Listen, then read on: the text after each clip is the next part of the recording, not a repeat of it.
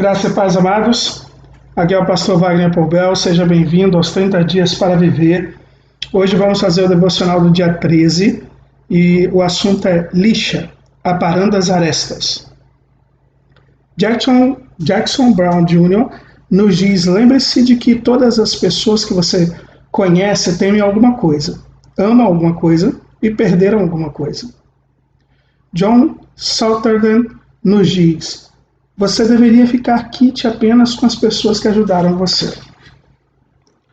Durante a leitura do capítulo anterior, na meditação anterior, talvez você tenha pensado, sim, tudo isso é muito bom para resolver conflito, mas você não tem ideia de quantas pessoas tenho que lidar que simplesmente me irritam.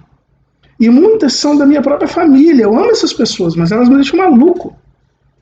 Não importa nosso esforço, muitos de nós sempre teremos que lidar com pessoas difíceis de amar e de se relacionar bem. É a natureza humana. Mas se tivéssemos um mês de vida, gostaríamos de entender além das questões superficiais que nos irritam. Para melhorar nossos relacionamentos, devemos repensar a maneira como os entendemos. Sabe-se que lixar é muito útil no trabalho com madeira ou no acabamento de móveis. Mas esfregar uma lixa na pele, isso é desagradável, além de ser abrasivo e doloroso. Certamente, há pessoas que, na vida, que também causam essa dor, essa irritabilidade. Eles nos irritam e nos chateiam. É possível encontrar pessoas desse tipo todos os dias no trabalho, algumas vezes até vivam com você em sua própria casa. Muitas vezes as pessoas a quem mais amamos são as que mais nos irritam.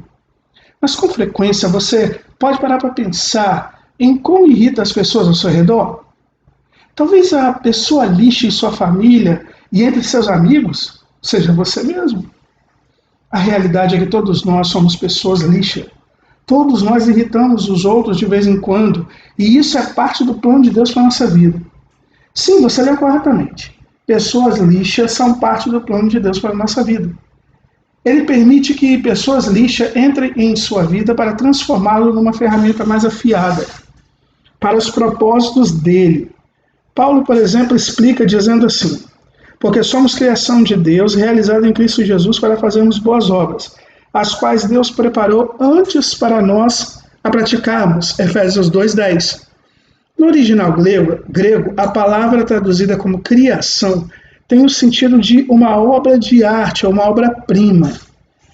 Deus o está transformando na ferramenta perfeita para realizar os planos maravilhosos que Ele tem para você. Isso muda totalmente a maneira como vemos os relacionamentos que nos perturbam. Eles existem para nosso próprio bem, para aparar as arestas e nos tornar mais semelhantes a Cristo. Isso soa maravilhosamente espiritual, mas o problema é como lidamos com todas as ferramentas guardadas no galpão. Parece que algumas pessoas nos aborrecem por mais que tentemos conviver com elas. Se elas fossem um pouco mais parecidas conosco, desfrutaríamos completa harmonia, não é? Além de ser absolutamente irreal, esse benefício, entre aspas, roubaria de nós a oportunidade de nos tornarmos o que Deus deseja que sejamos. Então vale a pena você refletir no seguinte: quem são as pessoas lixas de sua vida neste momento? Alguém da sua família, um colega de trabalho, um chefe, um funcionário, um amigo ou um vizinho? Com que frequência você precisa interagir com essas pessoas?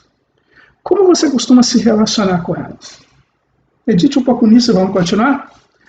Provações no galpão de ferramentas. A Bíblia apresenta um princípio orientador para aprendermos a nos relacionar bem com as pessoas lixas e termos um impacto duradouro em nossos relacionamentos. Não é fácil, não. Mas a adoção desse princípio pode mudar profundamente a dinâmica dos relacionamentos. Se não for para tolerar, mas sim crescer em nossos relacionamentos lixa, precisamos ter perspectiva do carpinteiro sobre as pessoas e realizações. Temos de ver as pessoas difíceis em nossa vida sobre uma nova luz.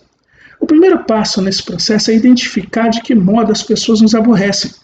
Embora cada indivíduo seja único e todo relacionamento seja especial, descobri que há algumas maneiras gerais de ver os relacionamentos irritantes. O primeiro grupo me lembra uma trena. São aquelas pessoas que sempre dizem que você está aquém do que você deveria estar. São perfeccionistas insaciáveis, que se sentem impelidas a estabelecer padrões para todas as pessoas. Não se cansam de medir, mesmo sabendo que os outros nunca chegarão ao ponto que desejam. Em resumo, elas julgam os outros por seus próprios padrões de retidão. Outro tipo é a pessoa martelo. Os martelos costumam ter uma sutileza de um trator, impondo seus desejos aos outros e abrindo caminho à força. Em torno das pessoas martelo, os outros pisam em ovos porque nunca sabem quando elas vão cair sobre sua cabeça. Geralmente são expansivas e exigentes, ou sutis e manipuladoras, mas são obstinadas em usar a força própria de vontade para conseguir o que desejam. Bom, depois vem aqueles que parecem ter a habilidade natural de cortar os outros. São pessoas serras.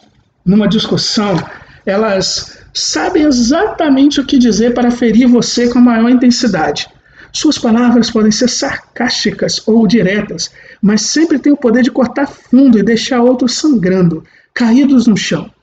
As pessoas serras sempre ganham discussões, não por estarem certas, mas porque cortam o outro num ponto em que o enfraquece. Você tem alicates de pressão em sua vida? Você sabe, são aquelas pessoas que apertam e não sabem quando largar. Elas são exatamente carentes e costumam sugar a vida dos que estão ao seu redor. Desconhecem limites sociais e relacionais e saltam de crise em crise precisando de constante apoio e encorajamento. Um alicate de pressão se prende a você e afeta todos os seus relacionamentos. Na caixa de ferramentas da vida também encontramos o esmeril, aquela pessoa com personalidade explosiva que espera para entrar em cena e jogar faíscas para todo lado. Com o esmeril está o machado, aquele tipo de pessoa que arranca enormes pedaços por onde passa. Tende a ser negativa, sempre reclamando e procurando maneiras de cortar as esperanças e os planos dos outros. Suas primas, as machadinhas, normalmente cortam pedaços menores, mas apegam-se às feridas passadas e provocam dor mais prolongada. Você adivinhou, elas não sabem como acabar com o assunto.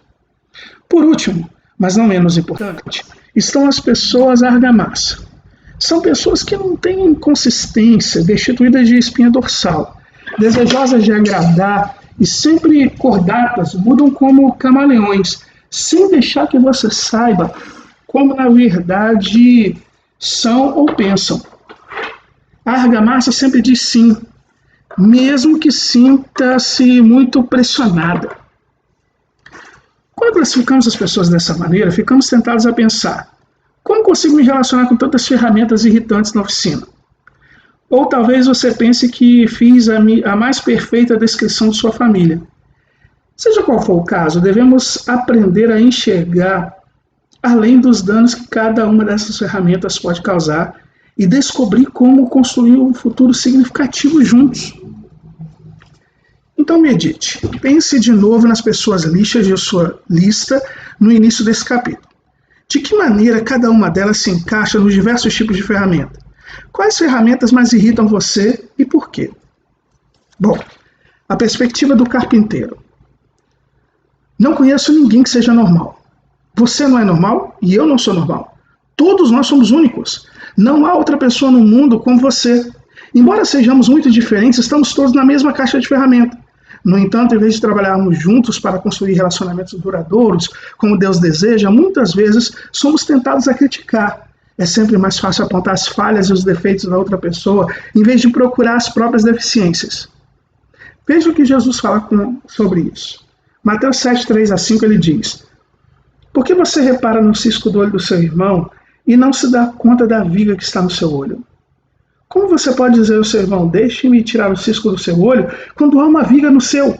Hipócrita, tire a primeira viga do seu olho e então você verá claramente para poder tirar o cisco do olho do seu irmão. Temos a vida aguçada para encontrar ciscos nos olhos de qualquer pessoa. Conseguimos enxergar aquela pequena partícula, o erro, o problema, o pecado ou a falha de caráter na vida da outra pessoa. Mas mal conseguimos esperar para apontar aquilo. E aí reclamamos: você tem um problema. Mas, diz Jesus, eis o verdadeiro problema. Você está tentando tirar o cisco da outra pessoa. mas tem uma trave no seu próprio olho. Existe um verdadeiro depósito cheio de pessoas com trave nos olhos por aí dizendo: cara, você viu o problema na vida daquela pessoa? Ainda bem que não sou como ela. Estão de tal modo determinados a apontar o cisco nos olhos dos outros que se esquecem totalmente das traves presas à sua própria vida. Observe que Jesus não diz que devemos ignorar o cisco. Muitas pessoas consideram hoje que estão julgando ao apontar um pecado. Não se trata disso. Devemos olhar o cisco nos olhos de uma outra pessoa e ajudá-la com o poder de Cristo. Nosso papel não é julgar, mas ser agentes de cura. Mas às vezes dizemos à pessoa: sabia que você tem um cisco no olho? Vou ajudá-la com isso. E aí acertamos a cabeça dela com uma trave que está grudada no nosso próprio olho. E ela responde: não, obrigado, eu prefiro um cisco no olho que ser atingida na cabeça com a trave. Em família, somos muito rápidos em apontar as falhas dos outros e desprezar as gritantes fraquezas de nossa vida. Descobri que, se me concentrar em minhas próprias deficiências e deixar que Deus me dê coragem para enfrentar as minhas falhas de caráter e erros, não terei urgência em ajudar os outros a ver seus próprios erros. Se eu deixar de tentar mudar todo mundo e me esforçar para que Deus mude a mim, as pessoas da minha vida se tornarão muito mais acessíveis. A força do cisco. Quando se coloca a serragem sob pressão e calor intenso, ela se torna um sólido material de construção conhecido como madeirite. Encontramos esse material em muitos móveis domésticos, mas não percebemos do que ele é feito. Resistente, forte, pesado, muitas vezes é usado em construções. De maneira similar, Deus permite algumas pessoas lixa e provações da caixa de ferramenta em nossa vida, por uma razão. Ele quer aumentar o calor e a pressão para ficarmos mais fortes. Ele está muito mais interessado em nosso caráter do que em nosso conforto. Paulo descreve o processo de serragem da seguinte forma. Romanos 5, 3-4. Podemos nos alegrar, igualmente, quando nos encontrarmos diante de problemas e lutas, pois sabemos que tudo isso é bom para nós. Ajuda-nos a aprender a ser pacientes, e a paciência desenvolve em nós a força de caráter, e nos ajuda a confiar mais em Deus cada dia que a utilizamos, até que finalmente a nossa esperança e a fé fiquem fortes e sólidas. Por mais incômodo e perturbador que possamos considerar o processo, Deus coloca intencionalmente algumas pessoas em nossa vida para nos chatear, para aparar as arestas do nosso caráter e nos tornar semelhantes a Cristo. É parte do plano de Deus você fazer que meu caráter seja mais forte e firme. Por isso ele permite que as pessoas ao meu redor e uma pressão em cima de mim moldem meu caráter. Até mesmo nossos críticos podem nos ensinar a ajudar a crescer. Devemos ser seletivos e não absorver todas as críticas que nos são colocadas, mas não devemos sempre desprezá-las. Em vez disso, sou adepto da abordagem da goma de mascar. Mastigue e joga fora. Não engula. Aproveite a crítica ao mastigá-las, absorvendo cerca de 10% do que são válidos, aprendendo com eles e cuspindo os outros 90%. Não engula a crítica inteira, mas permita que seu sabor o ajude a crescer. Deus deseja que você aprenda com as pessoas lixas da sua vida. Ele as colocou ali por uma razão. Alguns têm um martelo de vida. Você já parou para pensar que Deus pode ter permitido a presença desse martelo para que você aprenda a ser forte em frente em vez de fraquejar e agir como um capacho? Talvez Deus esteja tentando transformá-lo num líder mais forte ou dar-lhe a oportunidade de enfrentar o martelo, ainda que o enfrentamento seja incômodo. Talvez haja uma trena em sua vida. Já pensou que Deus pode ter permitido aquela trena para que você aprendesse a buscar aprovação nele, em vez da pessoa trena? Deus nos lembra de que devemos ser humildes e confiar nele, quando nos virmos agitados por causa da ira, do medo, da irritação. Para entendermos os relacionamentos a partir de uma nova perspectiva, precisamos reconhecer o benefício positivo que Deus pretende gerar em nossa vida por meio deles. Da próxima vez que alguém enfrentar você, pare um instante, faça a Deus algumas perguntas, do tipo: o que o Senhor está tentando me ensinar? O que o Senhor está tentando construir meu caráter? O que o Senhor está tentando me mostrar sobre a liderança? O que o Senhor está tentando me mostrar sobre a vida? Para finalizar, você vê as pessoas difíceis de sua vida a partir de uma perspectiva completamente nova, não apenas quando percebe que Deus teve um motivo para colocá-las em seu caminho, mas também ao notar que Ele teve um motivo quando colocou você na vida delas. Deus deseja revelar a aquelas pessoas um pouco de amor, da paciência e da misericórdia dele. Você pode ser a única face de Jesus que eles venham a conhecer. Deus deseja surpreendê-las com o amor dele de uma maneira que só você pode fazer. Para você meditar para a sua vida toda, número 1, leia novamente a descrição dos vários, ou ouça novamente a descrição dos vários tipos de ferramenta. Qual delas descreve a maneira como você às vezes se relaciona com as pessoas? Você é um martelo, uma serra, um machado, outra coisa? A verdade é que a maioria de nós é uma ferramenta multiuso e reage de maneiras diferentes dependendo do contexto e de nossa química com a pessoa. Avalie como seus diferentes relacionamentos e diferentes reações defensivas, ofensivas. Número 2, com que frequência você aponta problema na vida de alguém? Raras vezes, ocasionalmente ou muitas vezes? O que costuma motivar suas observações? Passe um tempo em oração pedindo que Deus o ajude a remover as traves da sua própria vida antes de falar do cisco da vida de outra pessoa. Número 3, descreva uma pessoa de seu convívio que o irrita constantemente. Como você se relacionou com ela no passado? Se soubesse que tem apenas um mês para viver, o que gostaria de lhe dizer?